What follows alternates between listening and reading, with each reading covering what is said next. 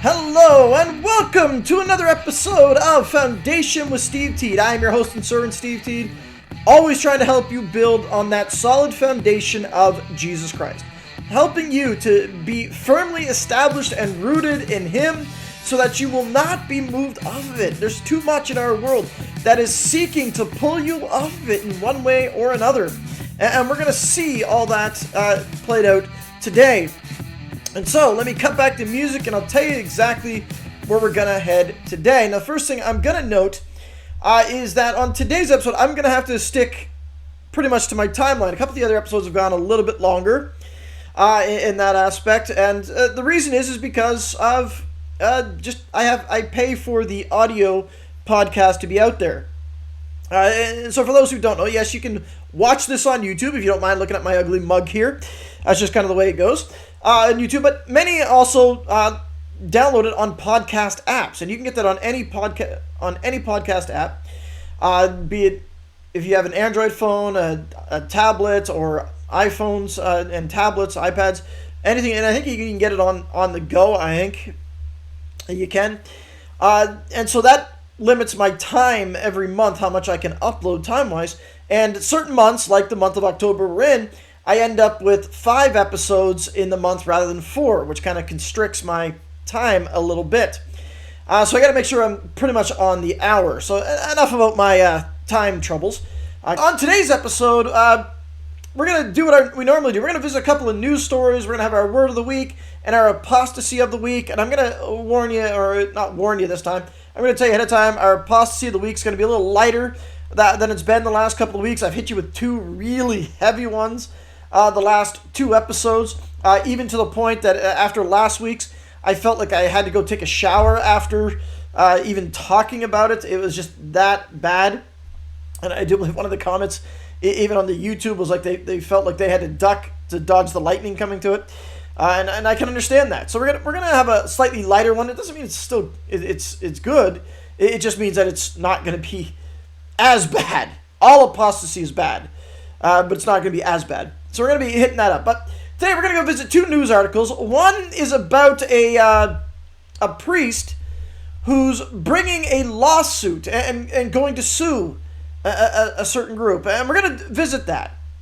And then the next one we're going to be looking at, the second news article, is the fact that most adolescents, it says, are rejecting Christian cornerstones. And we're going to see why that is and what exactly is happening. And so that's what we're going to be looking at, along, as I said, our word of the week and our apostasy of the week. So let's get in so I don't take up too much time on other things as I get talking too long and ramble a little bit. Let's jump right into our first article. And here we go. Episcopalian priest sues Michigan County, claims only extremist Christians allowed to give invocations. That's right. All right. That's our first story. Episcopalian priest sues Michigan County, claiming only extremist Christians allowed to give invocations.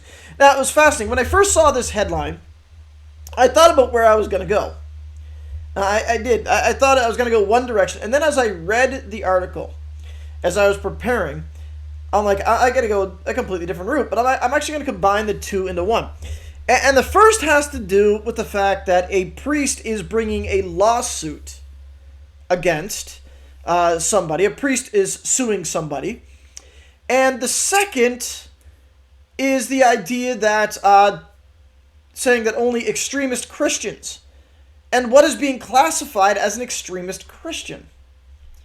And so it's going to be really fascinating. And then you're going to wonder why all the youth are don't hold to the cornerstones. And again, that's our second news story. But it's everything in this is going to form around that many people just aren't believing the cornerstones anymore. But let's look at this article a little bit. So it obviously is the Reverend Jared Kramer preaching at St. John's Episcopalian Church of Grand Haven, Michigan. So it gives you the location, who it is, that kind of thing. I say, an Episcopalian priest has sued officials of Michigan County, claiming he has been wrongfully banned from giving the invocation at official board meetings. Now, if some don't know, some places they allow prayer or something at the start of board meetings. And I know even here in the place I'm in, I live just outside a city, and I know that the city council here, when they get to meet together, now they don't do prayer, but they have on staff, and I'm pretty sure it's on staff, a poet of some sort that does like this reading and poetry reading and that kind of thing. But other places they offer prayer. Now Canada has gone a little bit more, where they've just did a motion to ban prayers at Remembrance Day ceremonies. So that's the Canadian government, the federal government, saying that they're banning prayers. But here, obviously in Michigan County, they still have prayers offered up. And this particular priest is claiming that he's being discriminated against. It says the Reverend Jared Kramer of St. John's Episcopalian Church of Grand Haven has filed a lawsuit against the Ottawa County Board of Commissioners earlier this month in the United States District Court for the Western District of Michigan Southern Division. The complaint claims that Commissioner Joe Moss, who serves as chair and oversees the selection of clergy to pray at the meetings, has been excluding Kramer and others who don't share Moss's Christian beliefs about marriage and human sexuality. All right. Now, again, up until this point, I didn't know where the story was going to go. But it has to do at first with this idea of suing. And the question is, should Christians engage in such litigation? Now remember, he's suing not because for the damage of property. He's not suing because somebody has stolen property. He's not suing because of a traffic accident and the other person didn't have insurance to cover it and he's trying to recover damages. He's suing because he feels like he's been excluded. And I want to briefly just go to the scriptures just for a moment on Christians bringing lawsuits. And it is applicable. So I'm going to jump here just for a moment to 1 Corinthians chapter 6. And I know it's true that the context of the scripture is bringing litigation and suing amongst believers. But I think it can also show the heart of somebody if they are a follower of Christ, if they're following Christ, if they're going for litigation. So let's look just for briefly here, 1 Corinthians chapter 6. He says, dare any of you, having a matter against another, go to law before the unrighteous and not before the saints? Do you not know that the saints will judge the world? And if the world will be judged by you, are you unworthy to judge the smallest matters? Do you not know that we shall judge angels? How much more things that pertain to this life? If you have judgments concerning things pertaining to this life, do you appoint those who are least esteemed by the church to judge? I say this to your shame. Is it so that there is not a wise man among you, not even one who will be able to judge between his brethren? But brother goes to law against brother, and that before unbelievers. Now, here's interesting. Keep in mind, this is an Episcopalian priest, because you're going what is going on here? It's how is this applicable? It's an Episcopalian priest suing, as he said, the St. John, against the chair and oversees the selection of clergy to pray at meetings. So it's the idea here, I'm going to guess that it's Christian against Christian. There's a reason for that later.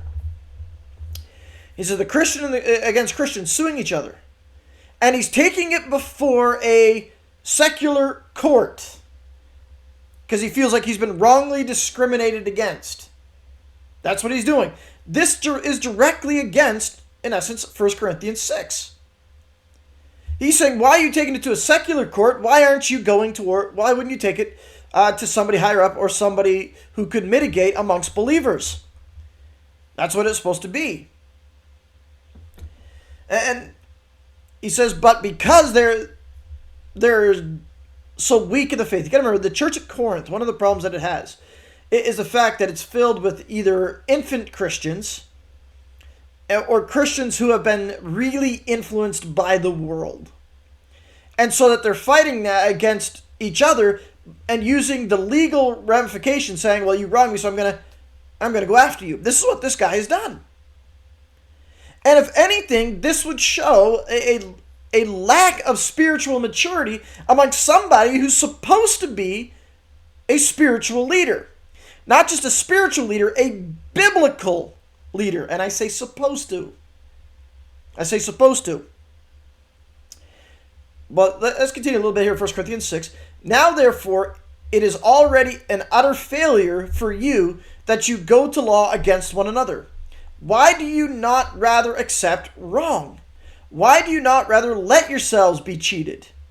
But he says, no, you yourselves do wrong and cheat, and you do these things to your brethren. And then he makes the point here, Paul does, writing to the church of Corinth, do you not know that the unrighteous will not inherit the kingdom of God?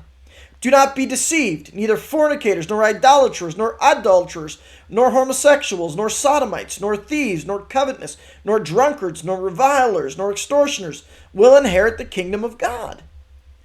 And such were some of you, but you were washed, but you were sanctified, but you were justified in the name of the Lord Jesus by the Spirit of our God. Now, I wanted to read that whole section because the argument that he has is that he's been discriminated against because of his beliefs about marriage and human sexuality. And as I said, when I first read this article, I'm like, okay, which way is this going? Because if it's a Christian who's been excluded for things, I want to tell you that you're not the first and you won't be the last.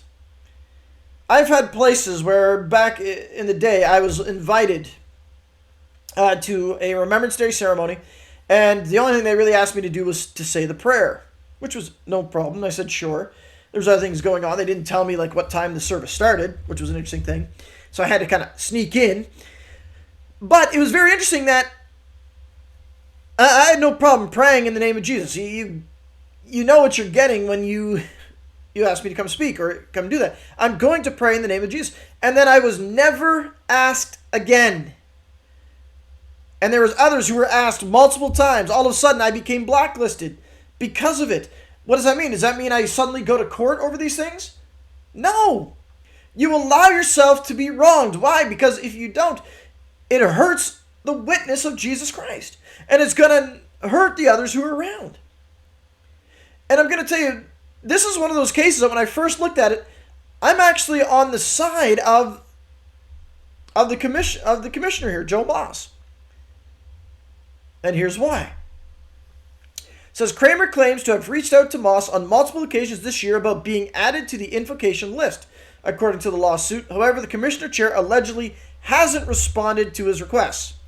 Now, first of all, he's got a case here. He's going to have to try to prove that he hasn't responded. He's got to prove that he's not on the list. Got to prove he's got to the list. A whole bunch of things here. But here's the thing. The complaint further argues that Moss has excluded Kramer because of his support for LGBT ideology and his Episcopalian congregation's open support for the LGBT movement. Yeah. See, here's the thing. This is why I wanted to read 1 Corinthians 6. Because it's talking about litigation against other believers. It's talking about litigation against other Christians. And here's why he would never actually be able to go before an actual, if you want to call it, a Christian court, a Christian judge. I'm not talking about the litigation. I'm not talking about the legal court. I'm talking within a church, in a biblical standing church that's seeking the wisdom of God, because he would not be able to actually stand.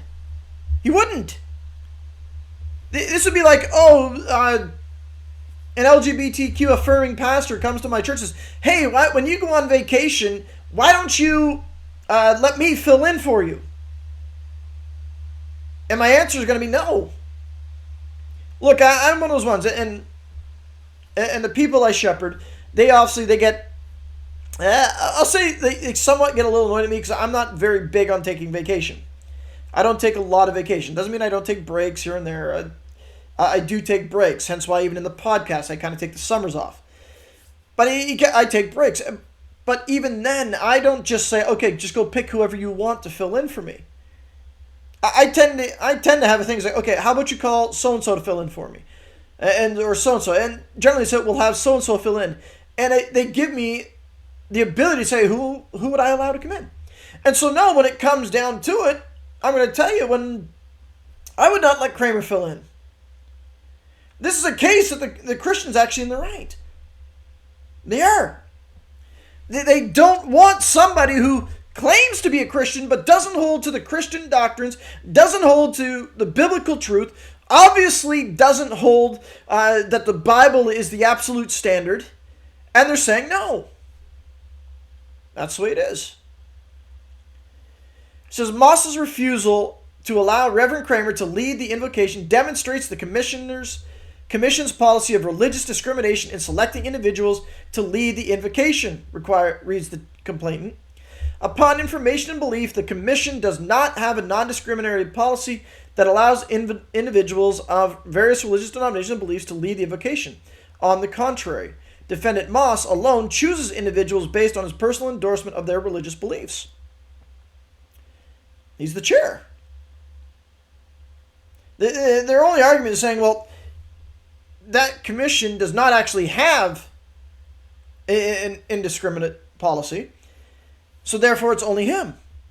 But does this mean that this group, obviously who Moss at least is a Christian, that now opens it up that he should be able to be sued by atheist, Buddhist, Muslim, Hindu, Sikh, Native spirituality, any of them, because they wouldn't allow it?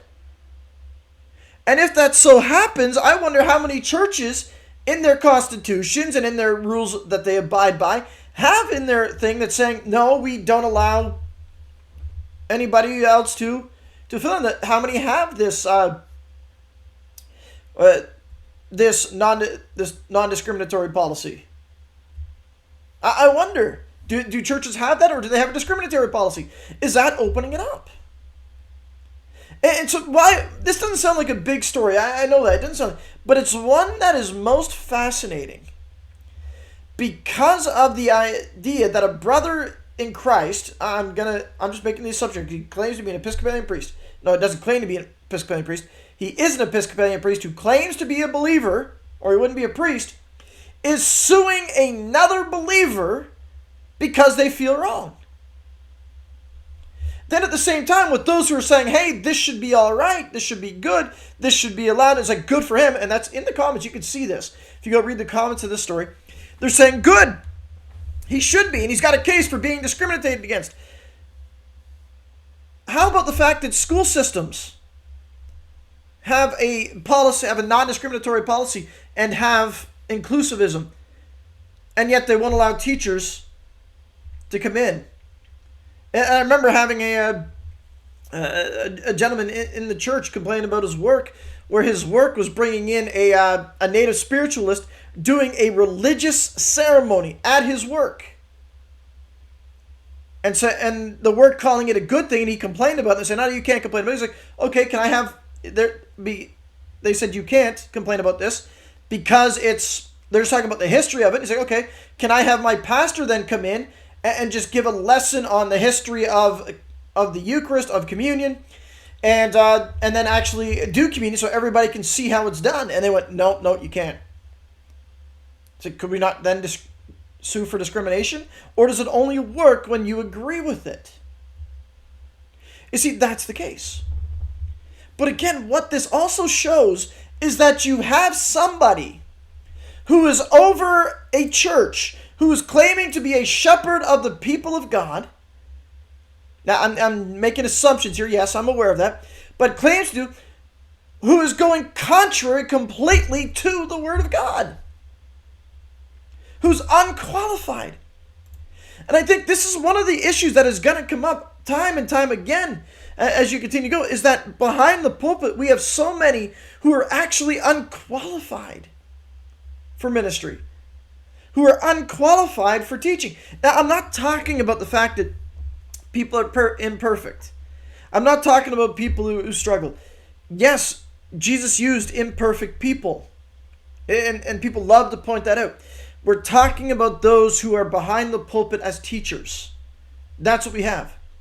We wouldn't allow in our universities and our school systems, and we shouldn't, allow somebody to teach a subject they know very little about. We wouldn't. We want them trained. We want them educated so that they can instruct and do what is right. And the same should be in the church. And what you see here is that this Episcopalian priest, he claims the title of Christian, yet everything about his actions here show that he does not have the fruit of the Spirit. Not to mention that obviously he goes against the scriptural teaching of marriage and sexuality, but he's also showing the fruit of greed, of distension, of selfishness in that aspect. Because the only reason he's like, I want to be on this, and you're discriminating against me, is because he wants the attitude of, look at me. That's really what he wants. And that should never be. All right, let's get to our second story of the day. And for that, all right, there we go. All right, this one here, I want to talk about this one a little bit. Most adolescents reject cornerstone beliefs needed for a biblical worldview, survey finds. So let's kind of go into this. Now, in truth, most kids will still attend church. They'll still attend programs. In fact, I'll even say at the place where I serve, the biggest program that runs on a every week would be our kids program. It really is that we run on Tuesday nights. It is the biggest. And so this is the group that they're kind of getting for. And this group is typically 8 to 12, I think, which is an important aspect because it actually is documented that the group that is most likely to start making life choices, make decisions, and decisions for Christ are between the ages of about 8 and 12 or 7 and 12. So that's where we're going to go. All right. It says, most adolescents do not subscribe to the cornerstone beliefs associated with a biblical worldview as concerns most about the values informing the next generation perspective, new research suggests. So the Cultural Research of Arizona Christian University released data examining the prominence of belief in the 7 cornerstones of a biblical worldview among adolescents and defined as children between the ages of 8 and 12. And so this is just, now it's not a huge survey, but it's on a survey of about 400 children with a plus or minus 5 percentage points and that kind of thing. So let's get into a little bit. The CRC characterizes a biblical worldview as a means of experiencing, interpreting, and responding to reality in light of biblical perspectives that provides a personal understanding of every idea, opportunity, and experience based on the identification and application of relevant biblical principles so that each choice we make may be consistent with God's principles and commands. So, that's kind of broad. That's very wordy, but it's basically just saying the core Christian dogmas that you use to make the decisions. That's what it is. And to live a life that is consistent. And as time has gone on, it seems that children, the adolescents coming up, are falling behind in this, Just look at some of the statistics that are fascinating, though. While the majority of adolescents, 69%, believe that God exists and is all-knowing, all-powerful, perfect creator, and ruler of the universe, much smaller percentages of young Americans subscribe to the other cornerstone beliefs that dramatically increases the likelihood of a person developing a biblical worldview. And I think there's a reason for this. 70% claim that there is a God, he's all-knowing and all-powerful, perfect and creator and ruler of the universe. And I would argue that probably in a given community, that 70% of the children attend some type of children's program. They do. Even I've found that families that have nothing to do with church, nothing to do with Christ, they'll still send their kids to programs. And I see this because even when I go and pick up one of my kids from his elementary school, I'll have the kids holler over to me. And they'll just holler. It's like, hey, Pastor Steve. It's like, and I'll say hi and we'll talk a bit. So they get known by this. And so I think, what do you have churches teaching, even in these programs? A lot of it is just, hey, God exists and he's all-powerful. But is there deeper than that? Just 36% of those surveyed agreed that as a sinner, the only solution to the consequence of sin is to acknowledge your sins, ask God to forgive you through Jesus Christ, and rely on him to save you from those consequences. Now, that's an important teaching too. That's a dogma, not a doctrine, a dogma. That Jesus Christ came and died for our sins. So the first thing we have to do is acknowledge that we are sinners. And we're now living in a culture that says, I don't want that. That's bad news. Then they'll tell you about the fact that that's actually harmful to tell people, oh, you're actually a wicked, evil sinner. It's like, nah, I'm a good person. I'm not evil. No. Our sin is there. We are sinful. And sin deserves punishment. When we commit a crime, we deserve the consequences of that crime. And what they don't want to acknowledge is that the sin that we've ultimately committed is treason against God. We've committed treason against the King of Kings. But they don't want that. They don't want this idea. And I think, and partly I will actually go to the blame at churches as well, who no longer really teach about sin. They teach about, yes, God loves. Oh, God loves you. But how can you understand the full extent of God's love without understanding the full extent of our sin against Him? If it's just like, oh, mommy and daddy love me, God loves me, mommy and daddy loves me, my kitty loves me, my doggy loves me, we'll never understand it. We won't. 35% of the adolescents think that sin is real and significant. We are all sinners by choice. Slightly more than 1/4 identifies their most important reason for living as to do what God wants. While 25% said that they trust the Bible because it's completely true and personally relevant to their lives. Now, if you take a look at this and do the opposite of these, that means approximately 73% don't believe that sin is real. 75% don't think that the most important reason is to give glory to God in all things. Westminster Confession in that aspect, and Ecclesiastes 12. That aspect. And, sorry if I got those numbers right. And, and 75% don't believe that the Bible's true and relevant to their life. That's just it. Sorry, I messed those numbers up. That'd be 65% don't believe that sin is real. 73% don't hold that serving God is the number one thing in their life, and 75% don't trust that the Bible is completely true. And why would they? Take a look at the last story. The Episcopalian priest he's got a congregation. Doesn't believe the Bible's real. Obviously, he doesn't believe in man and woman. Doesn't believe that God created the man and woman and marriage is between a man and a woman. Doesn't believe any of this. Who doesn't believe the Bible? That's the way it is. And then if you go back to our last couple of apostasies of the week, what'd you get? You've got a queer theologian who doesn't believe the Bible's true, wants to reinterpret whatever they want. The one before that, you got a feminist theologian who's reinterpreting everything you want. You got one before that who wants to retell Jeremiah and wants to retell Noah and these things. No wonder the children don't believe the Bible's accurate, because the teachers aren't teaching that the Bible is real. So when asked if they viewed the Bible as a complete and reliable understanding of right and wrong, 21% answered in the affirmative. 21, that's 79% said no. Again, why not? Because the from the top down aren't teaching the biblical worldview. All they're teaching, if they're teaching, is like, be nice, get along with everybody, or they're teaching like, here's how you can be successful in whatever you want to do. That's what's happening.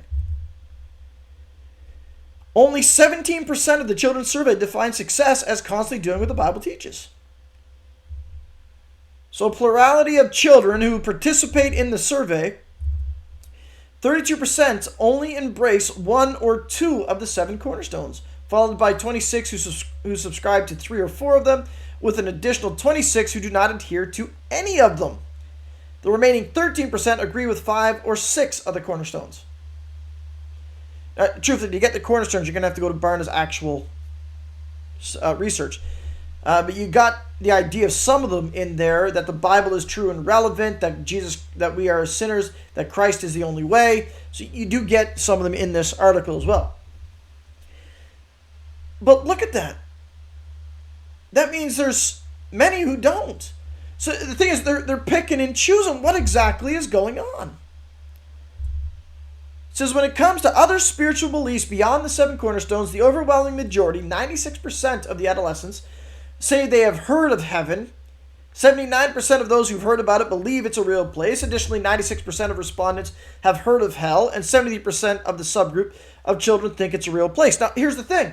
Of course they do. But the question is, you have to start breaking down, What do you mean by heaven? What do you mean by hell? Because I almost guarantee they'll say, well, heaven is where God lives, everybody's on clouds, and there's angels, and hell is where Satan is with his demons, and bad people go there. Without understanding any of it. Why? Because it's not really being taught, rather they're getting it from culture. So no wonder they get this idea of heaven and hell. So an unexpectedly large proportion of children said they believe that after a person dies, they either go to heaven or hell based on how they lived their life and what they believe about Jesus Christ, the CRC noted. However, while 30% of the children ages 8 through 11 noted their uncertainty, that dropped to just half as many, 15% among 12-year-olds. So there's the uncertainty of what's going to happen. But again, why not? Even these churches that are heretic churches, they'll teach that everybody goes to heaven. They will. So it's not surprising if they remember, as I said, I think most children, I'd say about 70% of the neighborhood went to a children's program. They go to a Christian camp, a Christian programming, whatever. And so they're hearing these terms of heaven and hell without understanding what's really going on. And I think that's really what's going on. And so, what's going on? Reacting to the research, Barna, a veteran evangelical pollster, insisted that we know what practices are most effective at developing young disciples. So here's where it's happening. It says the only missing factor is a mass of parents, grandparents, pastors, teachers, coaches, and other influencers who are willing to make this their top priority in life, Barna said. If those influencers really love or care about young people, then following through with effective disciple-making practices should not be a significant obstacle. There's the problem. You want to know why the children aren't developing a biblical worldview? Because it's not being taught from the top down. The pastors aren't teaching it. Their parents aren't teaching it. Coaches who are Christians aren't teaching it. And influencers aren't teaching it. Rather, they're just teaching everybody goes to heaven. Just love one another. Love one another and you'll be fine. That's really what's going on. And so what has happened here, according to the research there, and Barna agrees, is that American children are in the process of adopting syncretism as their adopted worldview. Now, what is that? Syncretism. Now, fortunately, I'm not going to have to define it because they will. And syncretism is not our word of the day. But as the CRC has explained, syncretism refers to a hybrid of beliefs adopted from different worldviews. So basically what they're doing is they're grabbing here, bit here, bit here, bit here, bit here, bit here. They're trying to mingle all these different worldviews into one. And it doesn't work. And it shows it doesn't work. And so what is happening is as they're coming up from ages 8 to 12, learning basics, once they hit university levels, the syncretism falls apart because they're not built on a solid foundation. And I can see this through children's programming, the way it is. When you think about things that you learned in Sunday school, if you attended Sunday school, what did you learn as a child? You learned the biblical history stories. You did, like regurgitating facts. You're like, oh yeah, Daniel went to the lion's den under King Darius. Adam and Eve ate the fruit. Cain killed Abel. Noah built a boat because there's a flood. And they're never understanding what really is going on. What's the point behind Joshua and the conquering of the promised land? What's behind the book of Judges? Is it just a bunch of random stories of battles that come out and a guy raises up and rules over Israel for a little while? Is that all it's about? See, and that's the problem. We're teaching the basics and underestimating the knowledge that kids actually need. Why did Jesus come? Why did Jesus do what he did? Why was there a flood? Is it a story of just Noah building a boat? As one said, it's about rainbows and how good rainbows are? Or is it about the fact that sin has a consequence? And that God, who is holy, is going to pour out his wrath on sin as he has in the past? And yet, those who are in him, God has prepared a way out. And despite what seems to be taught, people don't end up in hell because they don't believe in God. we end up in hell because that is the default destination that we have because of sin. Our sin is not temporary. That's the other thing people think. Sin is temporary. So God's not going to give an eternal punishment for a temporary thing. No, we've underplayed the gravity of sin, and it is an eternal offense against God because they've rejected the true King of Kings, and the punishment for treason in all places has been death. And therefore we're on the road to hell, and the love of God is so great. Is so great, the scriptures tell, that while we were sinners, while we were enemies of God, that Christ died for us. Children can understand this.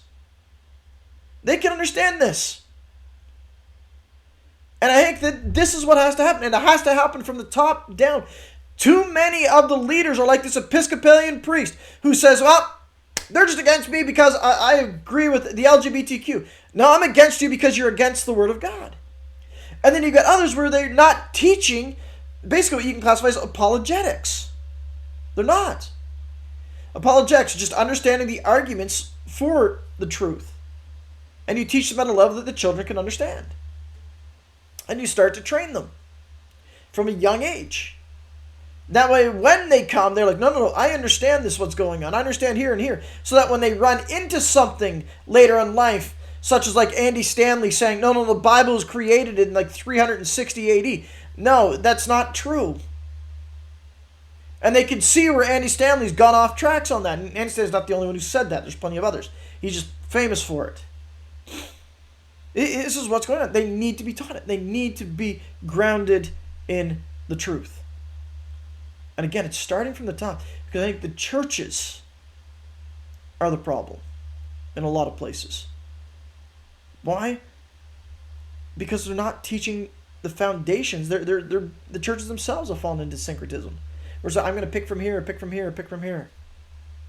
And their worldview comes from secular humanism, comes from just the modern day culture. And then they grab the little bit of the Bible that they like, and they kind of stick that in there. They make this mishmash. And then they wonder why people fall away. And this is what's going on. All right, enough of our news stories of the day. As I said, I'm trying to keep on time today because I only have so long today. We're going to get into our word of the week. What does that mean? That's what we need to understand. And yes, we got a good one for you, but let's get into it as we look at what does that mean. The train goes backwards through the tunnel. What does that mean? I don't get it. What does that mean? All right. The train goes backwards through the tunnel. What does that mean? What does that mean? What does the word of the week mean? Because you have so many words out there that have now been redefined, reused, and we're going to pick a doozy of one today. It is one that is proclaimed in the churches. It's one that's proclaimed in society. It's one that this Episcopalian priest would definitely proclaim and say he's doing. We got to unpack this, and it is going to be right here. The word is love. That's right. You need some love. What is love? Let me show you exactly what they pick love as. I'm going to cover my own face here for a minute. But this is the way it is. How they define love. This is often what it is. And I want you to pay attention. This was written by a pastor. Put this together. Here you go. You ready for it? Let me go over here. There you go. TheNakedPastor.com. You got Jesus there dressed in a white robe with a crown of thorns on for some reason, because apparently he's still wearing the crown of thorns. And he says, love over verses. Or this idea, what you got is you got two sheep. One is white and pure. The other one is in the pride colors. And you got the one sheep that's in the white says, but the verses. And then you got Jesus going, love over verses. Love over verses. Now, first of all, that doesn't make any sense whatsoever. It really doesn't. But there's the underlying thing here. That, you know what, the Bible, that Bible's just a book written by men. That's all it is. And so it's not really God's word. It's not Jesus speaking. Unless, of course, you like the section. You know, like the judge not lest ye be judged. I don't condemn you, that kind of thing. Unless you like that kind of thing, and Jesus being called a friend of sinners, and Jesus being accepted. That's part of the Bible. That's really Jesus. But the rest of that stuff, no, that's not really Jesus. Why? Because Jesus is about love. So get rid of the verses, and it's love over verses. And the problem there is that the definition of love has been changed. To love means acceptance. Because even in that picture, you got Jesus kind of like just barely touching the other one, just kind of like on the head. It's like, there, come on. But he's got his arm right around the LGBTQ sheep. That's what's going on there. So they've messed up the definition of love. They really have. They've recreated that love means just accepting everything, accepting anyone just the way they are. Look, here's the truth. Does Jesus love us when we are sinners? Absolutely. God demonstrates his love for us in this, that while we were sinners. But here's the thing. God loves us way too much to leave us in that estate. See, that's where they miss. Love isn't acceptance and affirmation. Love is, yes, I accept that you're a sinner, and I'm going to show you my love, but the love is going to change you. And to understand that teaching also removes the consequence of sin. Do we fully believe? Do we fully grasp? Do we fully know that the wages of sin is death? That those who have rejected Christ, now it's not a lack of belief here. It's rejecting the gift that God has offered to us. Rejecting that Jesus has created a way for us to get out. When they've rejected it and they don't grasp it, they will spend eternity in hell. And it's not loving to sit back and watch somebody destroy themselves. There was a case a while back. It was a boyfriend and a girlfriend. And the girlfriend was on trial because her boyfriend took his own life. And what did she do? She basically affirmed him in everything. When he was saying that he was feeling scared, she affirmed that he was scared. When he was feeling of causing self-harm, she just affirmed it and said that's a good thing. And then when the boyfriend tragically took his own life, she was like, no, you want to go right ahead. It's good. Go right ahead. Take it. She was put on trial trying to think, did she commit murder? Yet, what do we see in our world when our world is engaged in sin that is detrimental eternally? We classify it as loving to say that they're okay as they're going headlong off the cliff into eternal damnation. That's not loving. Loving is seeing somebody who's in trouble and doing whatever we can to encourage them to get off that path. We do everything we can. That's loving.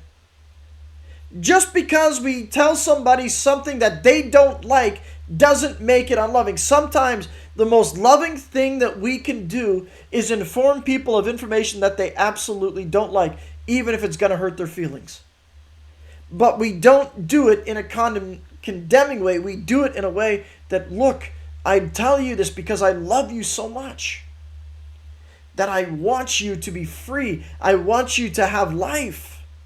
That's what it's about. True love comes from God. The scriptures make it clear God is love, 1 John. And without him, humanity can't grasp it. What they've deemed as love is either like this emotional butterfly feeling or just allowing people and affirming them, saying, hey, yeah, good job. Yeah, you're doing well. No, it's not. The love that we have for one another comes from a love we have from God. This is why Jesus said the greatest commandment is to love the Lord your God with all your heart, soul, mind, and strength. And the second, which flows from it, is then to love your neighbor as yourself. It comes from a love of God first. And so the love that the world is offering isn't love. It's actually hateful. It is.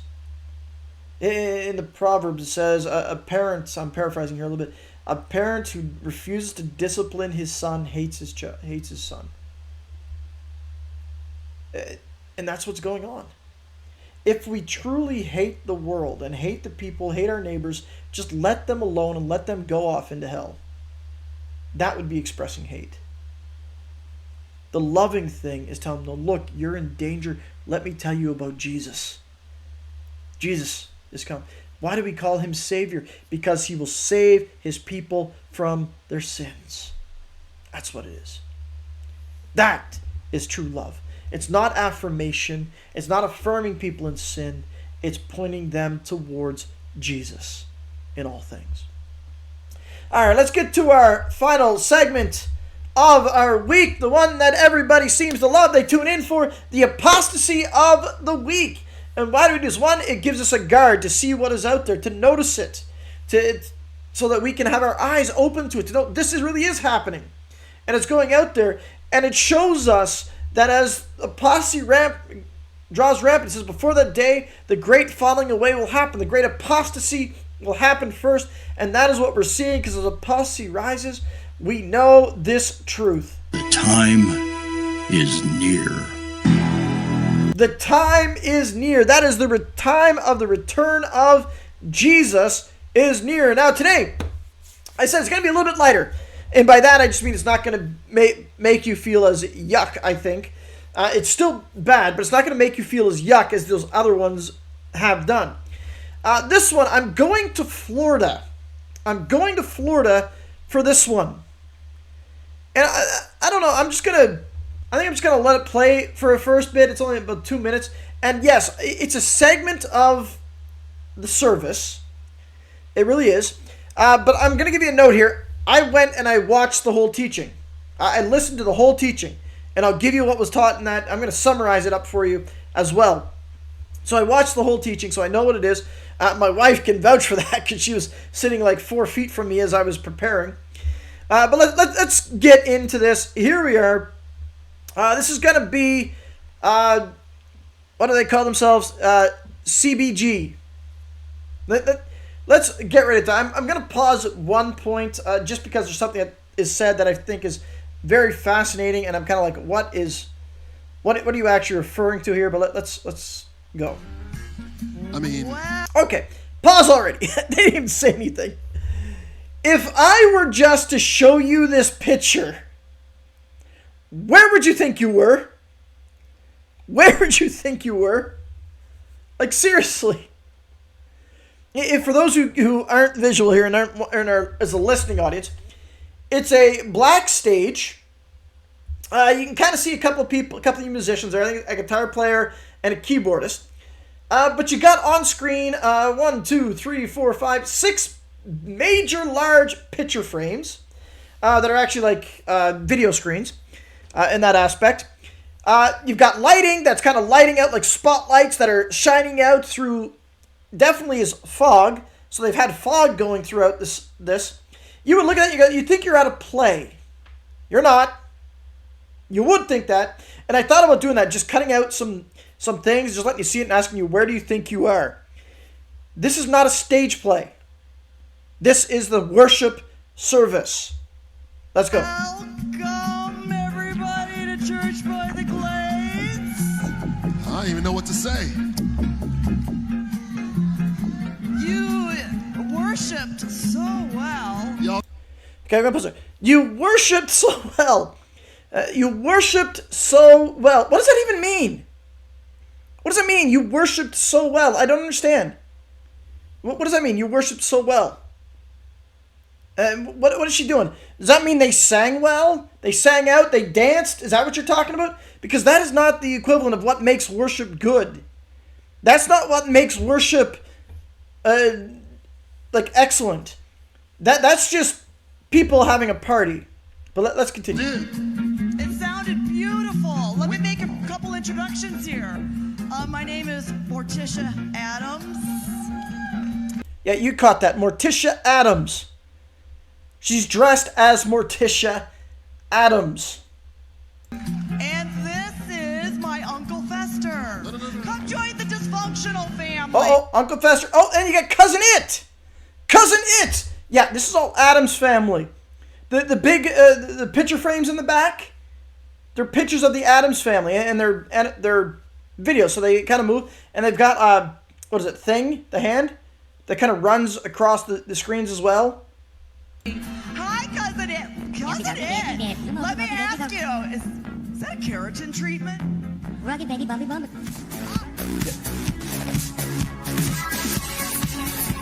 Okay, here you go. This is a dance number during the service.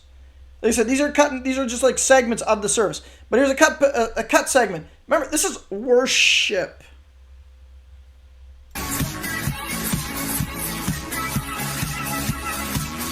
Yeah, they're dancing. They're all dressed like Wednesday from the Addams family. What does this got to do with anything?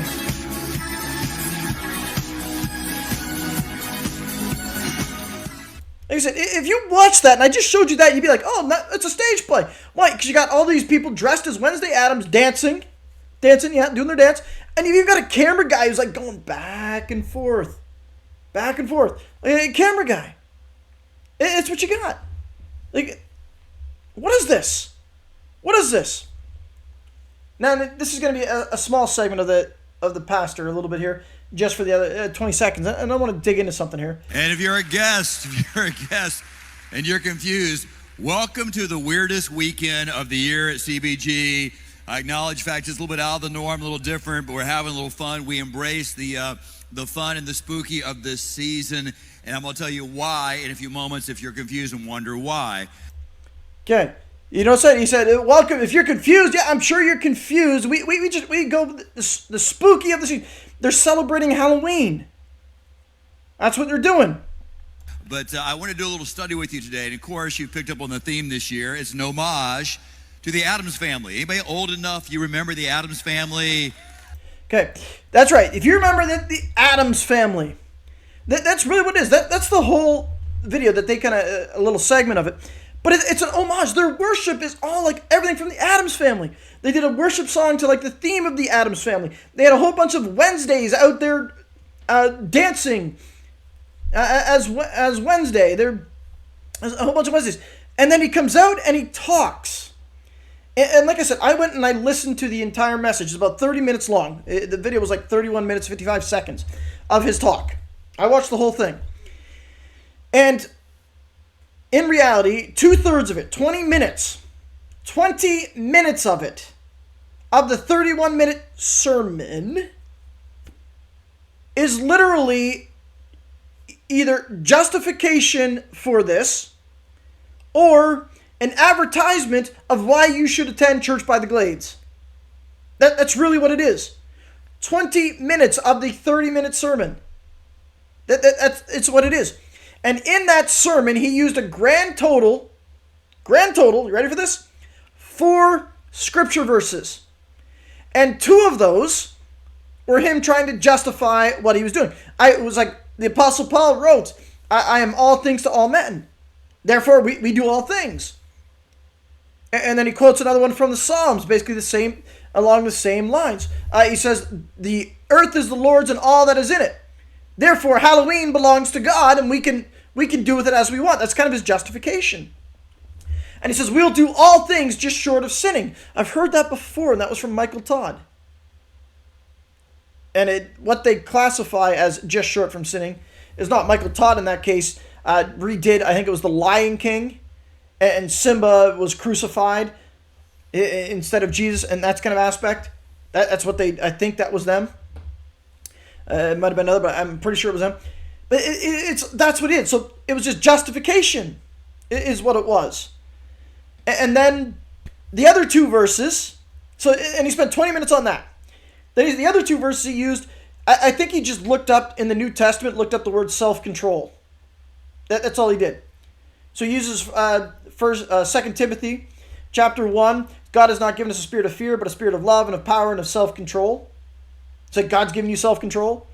And then it's like the fruit of the Spirit is love, joy, peace, patience, goodness, kindness, faithfulness, gentleness, and self-control. So self-control. And then he says, therefore, you need to have self-control. And it was not a biblical message. And he even admits in the sermon, he says that this time of year is our 4th largest gathering, and not one thing actually pointed to Jesus Christ. None of it did. There's nothing I'm going to say that is outright hypocrisy, apostasy, but nothing pointed to Jesus Christ. Anything. And so the question is, is that sin? And I said, when you're robbing God of glory, it is sin. I want to go just briefly here to Malachi chapter 1. Malachi chapter 1. And he's talking about worship and a polluted offering. And let's see what it says here. It says, a son honors his father and a servant his master. If then I am the father, where is my honor? And if I am a master, where is my reverence? Says the Lord of hosts. To you priests who despise my name. It says, yet you say, in what way have we despised your name? He says, you offered defiled food on my altar. But say, in what way have we defiled you? By saying that the table of the Lord is contemptible. And when you offer the blind as a sacrifice, is it not evil? And when you offer the lame and sick, is it not evil?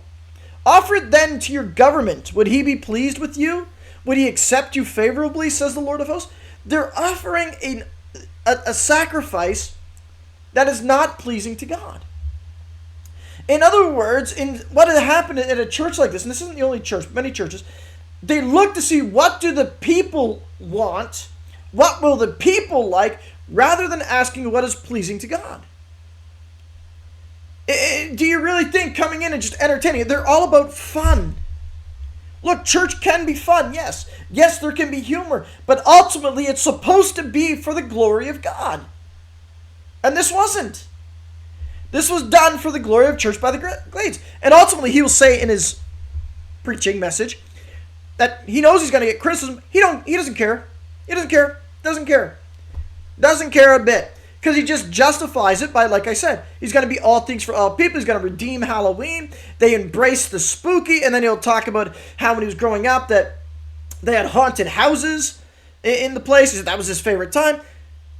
And when this is what is being taught from the church, this is what is being used, then is it any wonder that the people coming through, the youth, the new generation of leaders, are all falling away? That they're not standing on the solid foundation? And for this week, I said it would be lighter, and as I said, I'm short on time. I'm really on time today. I'm giving the Church by the Glades here for this week, I'm giving them for their Halloween service, the Apostasy of the Week award. I'll give them a clap. They earned it on this one. They put in the money. They put in the work. They get it. They're getting the Apostasy of the Week award. All right. That's where we're going to end today. A bit of a lighter episode after the last couple of weeks have been a little more heavy, but there is still a lot of good stuff in there. And as always, I encourage you to build and stand firm on the foundation of Jesus Christ. Trust in his word, trust in the Lord, stand firm, and never be moved from it. Until next time, may the Lord be with you.